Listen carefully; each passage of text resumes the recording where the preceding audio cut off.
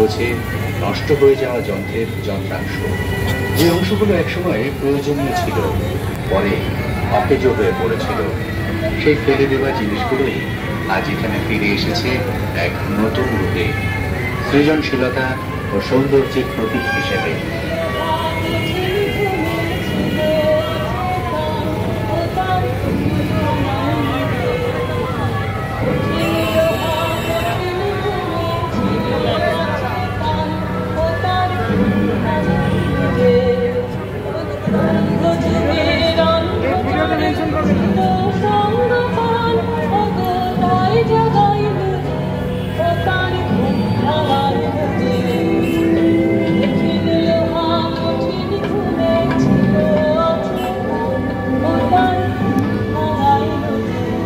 এই ভাবনার মূল কথা সহজ অথচ গভীর।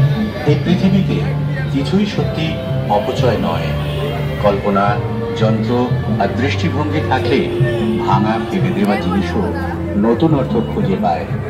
যেমন জগতের মঙ্গলকারিণী মা জগদ্ধাত্রী অন্ধকারকে আলোয়, হতাশাকে আশায়, দুর্বলতাকে শক্তিতে রূপান্তরিত করেন, তেমনি এই মণ্ডপ ভাঙা বিস্তৃত যন্ত্রাংশকে লুকিয়েছে সৃজনশীলতা ও শক্তি। শক্তিনগর বাজমাঠানোর বারোয়ারি শ্রী শ্রী জগদ্ধাত্রী পূজার এই থিম আসলে কোনো মণ্ডপ সজ্জা নয়, আসলে এক প্রার্থনা, এক বার্তা ও এক উদযাপন। সৌন্দর্য মানে নিখুঁত হওয়া নয়, সৌন্দর্য মানে ভাঙা জিনিসেও সম্ভাবনা খুঁজে পাওয়া। এই মণ্ডপের মাধ্যমে আমরা সবাই যেন মনে রাখি প্রতিটি ফেলে দেওয়া অংশে মুহূর্তে লুকিয়ে আছে অন্য জন্মের শক্তি।